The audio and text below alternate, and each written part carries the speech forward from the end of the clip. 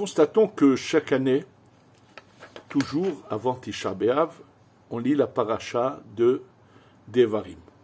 D'ailleurs, ce Shabbat s'appelle le Shabbat Razon, mais il s'appelle Shabbat Razon par rapport au nom de la Haftara qui parle de ces prophéties qui avaient prévu la destruction du Beth Amikdash. Simplement, cette paracha de Devarim est une paracha où Moshe Rabbeinu fait des remontrances à cette génération qui va rentrer en Eretz Israël. Eux ne sont pas les responsables de ce qui s'est passé, ils leur rappellent tout ce qu'ont fait leur père, et c'est toute une paracha de remontrances. Alors c'est sûr qu'il doit y avoir un rapport avec Tisha B'Av, et comprendre dans ce cas quel est le rapport avec ce qu'on nous dit que le jour de Tisha B'Av est né le Mashiach. Ça veut dire que le jour de Tisha B'Av est né. Il peut arriver à tout instant. Comment peut-il naître le jour de Tisha B'Av si on nous dit qu'il peut arriver à tout instant? Alors, bien sûr, pour comprendre tout cela, expliquer tout le lien et le rapport, je voudrais d'abord vous raconter quelque chose qui est très répandu, qu'on raconte comme cela, qu'un jour, Napoléon se promenait dans les rues de Paris, en soirée, je ne sais pas avec qui, c'est pas important, il passe à côté d'une synagogue. Et il entend comme des lamentations, des pleurs, il rentre, et celui qui l'accompagne, il appelle quelqu'un, il se demande qu'est-ce qui se passe. Pourquoi sont-ils assis par terre et se lamentent-ils? Alors quelqu'un vient lui explique que le temple, le Beth Amikdash, a été détruit. Alors lui est choqué, il dit mais qui a détruit comment? Il croit que c'est maintenant, il se demande qu'il n'a jamais rien entendu, comment c'est possible, qu'il a osé toucher, faire. On lui dit non, il ne s'agit pas d'un événement qui vient de se passer. Ah bon, alors quoi? Ah ben non, ça s'est passé, et puis on lui dit, à l'époque c'était peut-être 1800 ans. Et il est stupéfait. Et vous continuez à vous lamenter? Oui. Et il a dit, ben oui, pourquoi ce peuple peut continuer à exister? Un peuple qui se souvient de son passé a un avenir. En fait, ce qu'il dit est juste.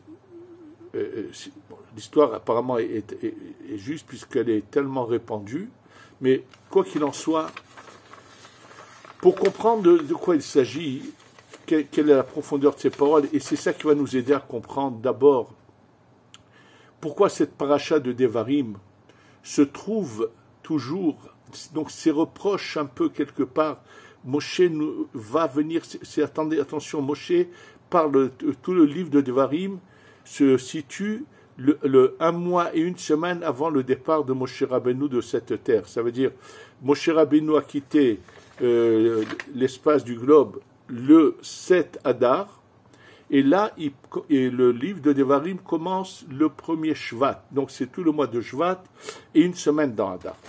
Alors pour comprendre cela, je vais vous citer des paroles du Harizal qui ont une profondeur et qui vont expliquer vraiment à tous, même que c'est écrit dans un livre de Kabbalah, mais c'est la psychologie de l'individu. Qu'est-ce qui fait qu'un individu se remet en question? Qu'est-ce qui fait qu'un individu commence à comprendre qu'il agit mal et qu'il veut se remettre en question? Alors pour le comprendre, je vais vous lire moi ce texte, et qui, pour beaucoup, n'a pas de sens, que les paroles qu'il a l'air de dire sont surprenantes, et quand on va le comprendre, on va voir la profondeur pour comprendre l'être humain avec la parcelle divine qui est en lui. Comment peut-il finalement ouvrir les yeux et aller dans la bonne direction, dans le bon chemin, et changer et faire vraiment changer d'attitude dans sa vie. Attention, je vous répète quelque chose de très très important. Je répète que la Torah, le judaïsme, n'est pas de se priver. La Torah veut que chaque individu a l'obligation de se marier, puisque le mariage est un but en soi, d'unir deux demi-âmes qui sont, même si elles ne sont pas toutes de la même origine, mais que ce soit quel qu'il en soit, ce sont des demi qu'on va essayer d'unir ensemble, et qui est un but en soi. La Torah ne tient pas à ce qu'on se prive de nourriture. Si on le voit à Kippour, c'est parce qu'on vient, c'est juste uniquement quand il est question de venir essayer de comprendre qu'on a mal agi et changer, c'est tout. Mais sinon, l'idéal, c'est de vivre une vie normale et un bon équilibre, d'utiliser tous nos membres comme il se doit, comme on doit les utiliser. Et je vous rappelle pour cela les paroles qu'a écrit un des élèves du Chafetz Chaim. Et qui c'est qui a vu cet article, qui a été vraiment étonné, surpris de voir ça? Le fils du Chafetz Chaim, celui qui malheureusement est parti dans la Shoah. Avant la Shoah, quand il écrit un livre sur son père, il ramène cet écrit qu'il avait énormément touché et qui trouvait que c'était vraiment celui qui avait écrit cela avait su comprendre et illustrer qui était vraiment le Chafetz Chaim. Et quel était dans cet article? Voilà ce qu'il est marqué. Le Chafetz Chaim a un gendre qui s'appelle le Rav Hirsch, et celui qui écrit cet article dit: celui qui voit de loin le Chafetz Chaim et le Rav Hirsch est persuadé que Rav Hirsch est beaucoup plus tzaddik que le Chafetz Chaim, parce que Rav Hirsch ne parle presque jamais, il marche toujours les yeux baissés, et il a l'air d'être enfermé dans un cocon comme ça. Alors que le Chafetz Chaim a l'air d'avoir une vie tout à fait normale, où il parle, où il marche normalement, sans aucune manière d'extrémisme. Et là, cet élève qui dit: sache que tu te trompes bel et bien. Hachem, Dieu n'a créé aucun membre pour le rendre stérile, mais pour bien savoir l'utiliser. Ça veut dire qu'on doit on doit utiliser tous nos membres, mais d'une manière bonne, qui est juste, et qui finalement emmène le bonheur. Et c'est ça les bases du judaïsme. C'est qu'on ne sait pas bien utiliser nos membres, et qu'on les utilise où il ne faut pas, qu'on commet des erreurs, et qu'on ne respecte pas la volonté d'Hachem.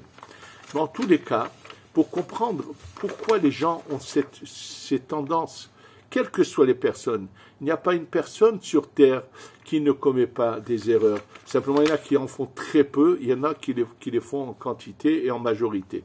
Alors, pour comprendre cela, dans le livre qui s'appelle le Sha'ar HaGilgulim, l'Akdama Kaf, le 20e chapitre du Sha'ar HaGilgulim, il dit là les paroles suivantes: sache que toutes les âmes, par la faute de Adam Arishon, le mal et le bien se sont mélangés. Et c'est pour ça que même chez il se peut que le bon d'un tzaddik un peu de bon d'un tzaddik va se trouver chez un rachat, et un peu de mal de ce rachat se trouve chez le tzaddik. Donc il y a un mélange qui se passe. Et c'est pour ça qu'on peut comprendre pourquoi des fois on voit qu'un homme qui est très bien, qui en tout point de vue est tzaddik, mais dans des petits détails, il a une attitude qui ne convient pas à son personnage, ou vice-versa, on voit des gens qui, d'une manière globale et générale, sont des rechaim, mais tout d'un coup, sur une mitzvah ou deux, ils s'attachent absolument. Et il dit c'est à cause de ce mélange. Et donc, qu'est-ce qu'il faut? Il faut absolument remettre les pendules à l'heure, ça veut dire remettre les choses à leur place. Il dit que c'est pour ça qu'il y a une obligation à l'homme, celui qui est dans la bonne voie, qui est dans le bon chemin, de courir après les fauteurs et chercher et leur donner le mérite, comme si que tu cours après ta vie. Et il explique que lorsqu'un tzaddik va après chercher un rachat, quelqu'un qui est dans la mauvaise voie, qui a une mauvaise conduite, et qui cherche à l'améliorer, à le changer, alors il dit en faisant cela, il va se passer quelque chose, il va y avoir le fait que tu parles avec cette personne et que tu agis, que lui va te répondre, par ces paroles, il va y avoir des échanges de parcelles, ça veut dire le mauvais qui est à lui, qui se trouve chez toi, tu vas le lui renvoyer, et le bon qui est à toi, qui se trouve chez lui, tu vas le lui prendre. Et il dit jusqu'à que toi tu sois kulotov, complètement bon, et lui va être kulora, lui tout complètement mauvais. Et pour justifier qu'il faut faire cela, il ramène ce verset qu'a dit le roi Salomon, Shlomo Ameler, Im ra'ev sonecha achilu lehem ki gehalim ata chote al rosho. Im ra'ev sonecha, si ton ennemi a faim, achilu lehem, donne-lui du pain à manger. Tu sais pourquoi? Ki gehalim ata chote al rosho. Car des braises tu lui mets sur la tête. Il dit que ça veut dire que tu peux haïr quelqu'un, imra'if sonecha. Non, il s'agit de celui qui agit mal vis-à-vis d'Hachem, donc qui n'est pas aimé parce qu'il a une mauvaise conduite. Et c'est ça ce qu'on appelle sonecha, celui que tu ne le haïs pas, mais il n'est pas aimé d'Hachem par sa conduite. Et s'il a faim, alors que ça veut dire l'hem de la Torah, et comme ça, toi, tu vas devenir complètement bon et lui complètement mauvais. Et c'est choquant. Je vais chercher à ramener quelqu'un, je vais le rendre totalement mauvais. Alors comprenez qu'ici se trouve caché quelque chose de très profond. En fait, ce qui empêche la quasi-majorité totale des gens de changer d'attitude et de se remettre en question et de se regarder dans une glace pour comprendre qu'ils ont un agissement qui n'est pas le meilleur ni le bon, au lieu de se justifier, c'est que le fait qu'ils ont quelque chose qui va faire taire leur conscience, des choses qui vont leur donner l'impression qu'ils sont bons. Donc le fait qu'ils fassent certaines bonnes actions, ça leur fait taire leur conscience, ils ne se remettent pas en question. Alors que justement quand on leur parle et qu'on fait ces échanges, cette personne va subitement se retrouver à nu et voir que finalement, ma vie n'est pas une vie, je ne suis pas du tout dans la bonne direction. Et c'est que comme ça que la personne peut changer. Ça veut dire que lorsque la personne prend conscience de ses erreurs, de son attitude qui n'est pas la bonne, alors elle commence à prendre le bon chemin. C'est ça ce qu'il veut nous dire ici. Maintenant, sachez que bon et mauvais aussi dans une relativité. Ça veut dire que chacun par rapport au niveau qui est au-dessus de lui, des fois même deux tzadikim, un plus grand que l'autre, et le très grand fait des fois des petites choses qui paraissent bizarres, que celui qui est bien inférieur à lui ne ferait pas. C'est également parce qu'il y a tout le temps qu'il n'y a pas ce bon équilibre, où toutes les parcelles divines ne se retrouvent pas dans leur propre identité authentique, la personne ne peut pas, est déséquilibrée, n'arrive pas à changer. Et c'est ce qui explique que ce qu'ils vous ont dit nos sages, ils nous ont enseigné que lorsque une personne fait une faute, il a un peu de remords. Dès qu'il a fait une deuxième fois, ça y est, ça passe comme si c'était rien de grave. Et après, il s'y habitue comme si il fait tout à fait quelque chose de normal. Et comme un jour, quand j'ai parlé avec un personnage, Zichronul Vracha, qu'il repose en paix, et qu'on est venu à parler, c'était quelqu'un de très pratiquant. Et dans la discussion, il m'a par exemple raconté qu'il y avait eu un problème médical qui concernait son épouse. Donc elle était pendant un certain temps dans l'impossibilité de se purifier et d'aller donc au mikvé, donc impossible pour lui d'avoir une vie normale à la maison. C'est sûr, c'est une épreuve très dure, mais c'est pas par hasard que Hachem fait venir de telles épreuves. Eh bien oui, c'est justifié, qu'il m'a fait comprendre que c'est impossible de vivre comme ça, et donc il avait la tolérance, il s'est donné la tolérance d'aller voir ailleurs, ce qui est complètement faux et qui est contraire au principe de la Torah. Je ne souhaite à personne d'être dans des épreuves, mais comme un jour, quand quelqu'un qui était au Kollel, Gam Zichron Evracha, qui n'est plus malheureusement de ce monde, est venu une fois me parler, il avait une épreuve au niveau de l'éducation avec un jeune homme chez lui, et quand il m'a parlé de ce qu'il endurait, et que j'ai cherché à le remonter, à le réconforter, il m'a dit, mais je ne peux plus. Alors je lui ai dit, écoute bien, si tu ne peux plus, c'est sûr que ça va changer, parce que Hachem ne donne jamais une épreuve que la personne ne peut pas surmonter.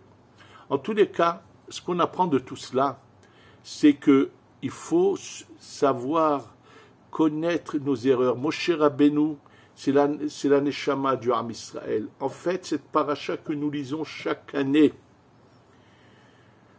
avant Tisha B'Av, est une paracha qui va nous dire, vous savez pourquoi vous êtes encore en galoute, pourquoi vous êtes encore en exil, pourquoi vous n'avez pas encore été délivrés, parce que vous continuez à agir d'une manière de déséquilibre, parce que vous ne faites pas les choses comme il faut les faire. Et là, il leur cite toutes les erreurs de ceux qui sont de cette génération qui était dans le désert. Or, n'oubliez pas que depuis l'époque du Harizal, depuis il y a 400 ans jusqu'à aujourd'hui, nous sommes la réincarnation des neshamot qui étaient dans le désert. Donc ça nous concerne et chaque année nous le rappelle.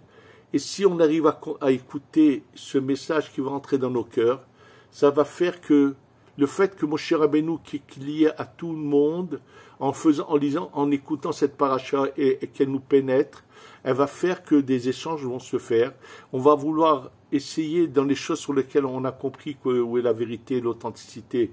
On va vouloir faire participer les autres et donc remettre ces parcelles à leur place pour que chacun ait une identité complète à lui, sans mélange avec les autres, et que c'est le seul moyen de changer et d'aller en avant.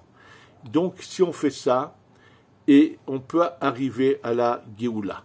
Maintenant, pourquoi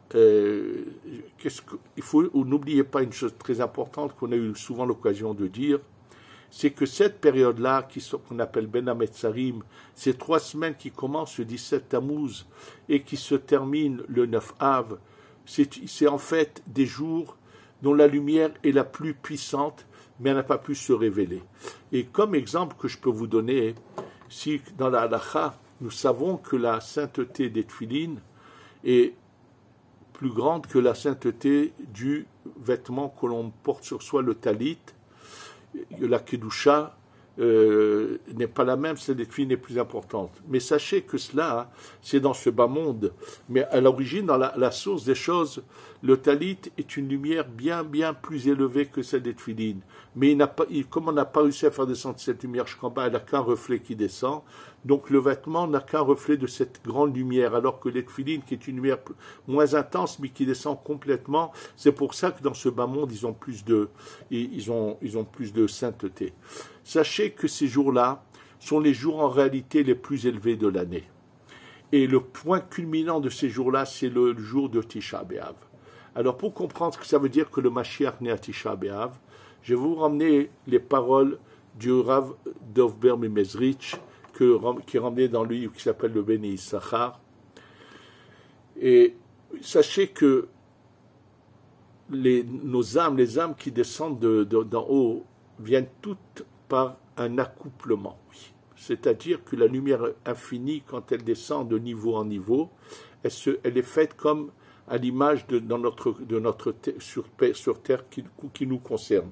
C'est pour ça que dans la Kabbalah, on utilise souvent cette phrase qui dit « Mi bessari eheze Eloah ». De ma chair, je vais voir Dieu. De la même manière que dans ce bas monde, pour avoir un enfant, il faut qu'il y ait un accouplement entre un homme et une femme.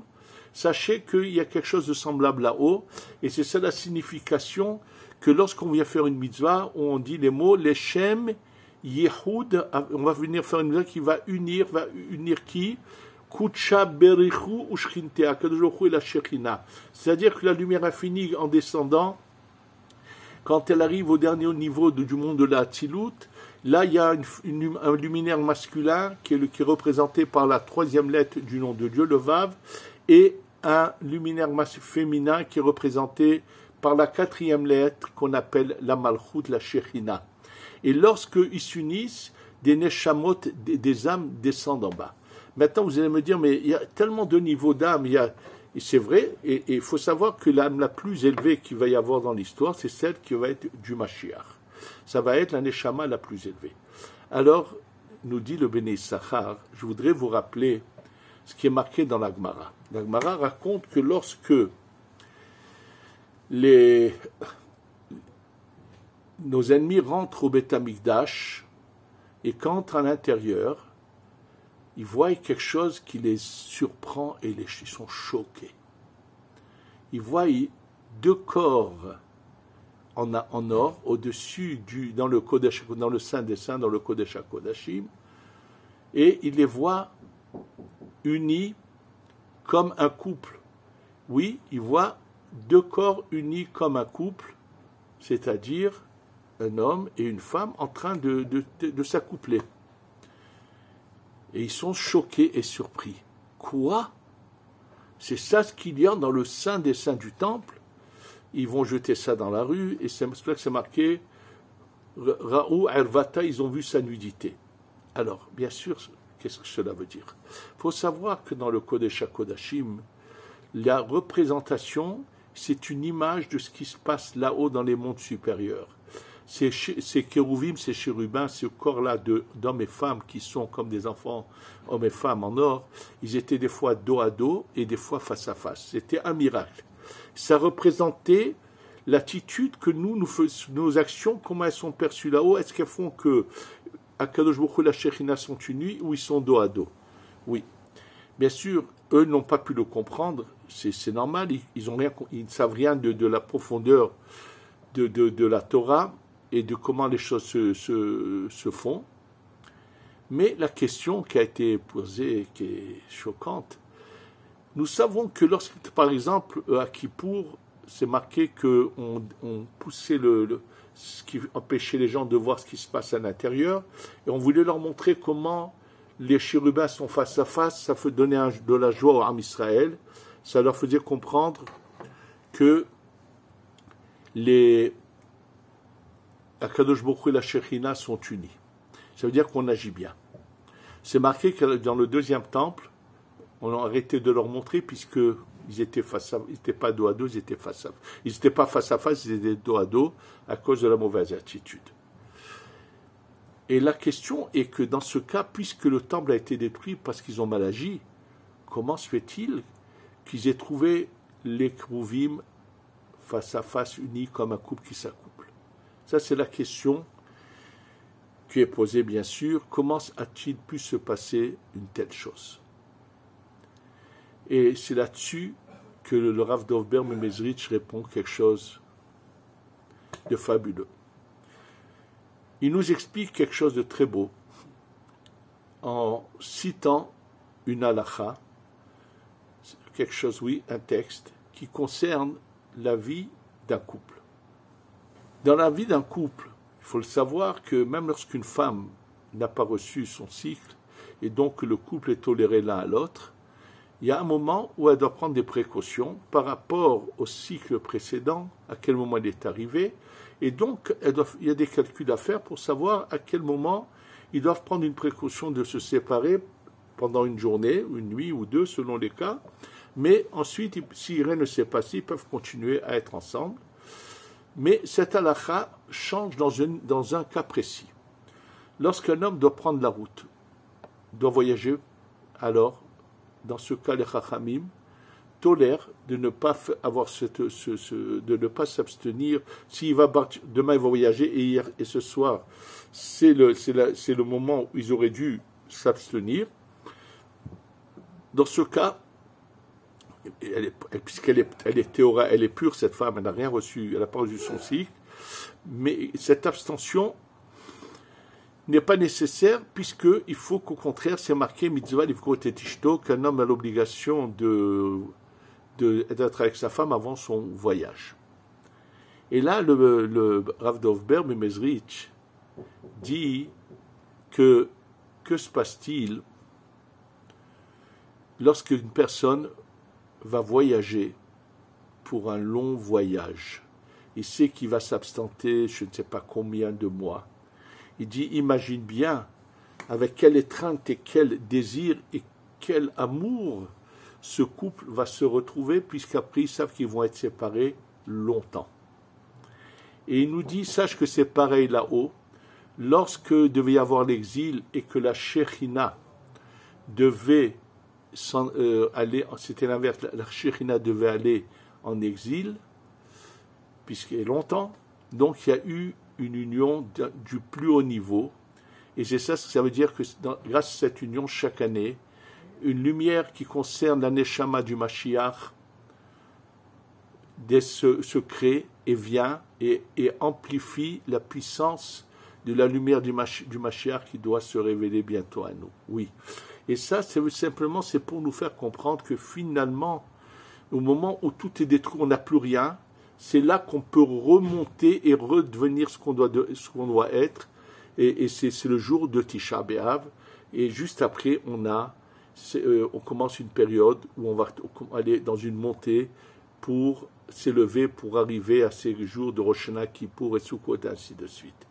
En fait, ce qu'il faut savoir, c'est qu'on doit prendre conscience que le Mashiach ne dépend que de nous. si on décide de se remettre en question, de s'améliorer, d'essayer d'avancer, de bien faire les choses, aussi bien vis-à-vis d'Hachem, mais surtout vis-à-vis de l'un vis-à-vis de l'autre, de savoir avoir le respect des autres, d'autrui. Avec cela, on peut faire venir la Géoula. Nous assistons actuellement à des faits où Hachem nous montre que même dans cette période qui paraît être une période obscure, où nos ennemis en général ont réussi à avoir le dessus, il se passe tout à fait l'inverse. C'est qu'actuellement, on les voit, les têtes de nos ennemis tombent les unes après les autres, comme ça s'est passé d'abord avec un des chefs du Hamas, Def, qui était chef de l'armée, maintenant avec le chef politique du Hamas, Haniyeh, avec le second après Nasrallah du Liban, bref, et ils sont en train d'être exterminés. Et sachez que ça va continuer, ça va en s'amplifiant, parce que le fait qu'eux tombent ici dans ce bas monde, c'est que leur ange là-haut est en train de le faire tomber et de l'écraser. Et c'est pour ça la répercussion est que eux, ceux qui le représentent ici, vont partir les uns après les autres. Et que, je vous le rappelle, comme je l'avais dit dans un cours que j'avais appelé la fin de Joe Biden, qui finalement s'est réalisé, Baruch Hashem, au moment où il a mal agi vis-à-vis d'Israël, je vous avais dit, il oublie qu'il y a un patron sur terre, c'est Hashem, et que celui qui touche à son peuple le payera, et il a dû partir avec humilié, comme un vieux carcan qui n'est plus capable. C'est comme ça qu'il a dû quitter la scène politique.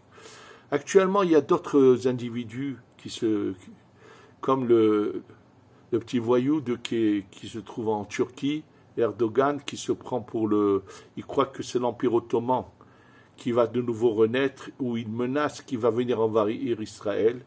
Eh bien, il ne sait pas que c'est le même sort qui l'attend, et que sa fin à lui aussi se rapproche, et que tous ceux qui actuellement veulent nous combattre, leur fin est proche, parce que nous sommes arrivés au bout du chemin, et que là maintenant, avec quelques bons gestes, quelques efforts personnels de chacun, on va tout de suite voir le troisième Beth Amikdash descendre, on va arriver à la Géoula Shlema, Shetavo, Bimera, Beyamenu, Amen, Ve Amen.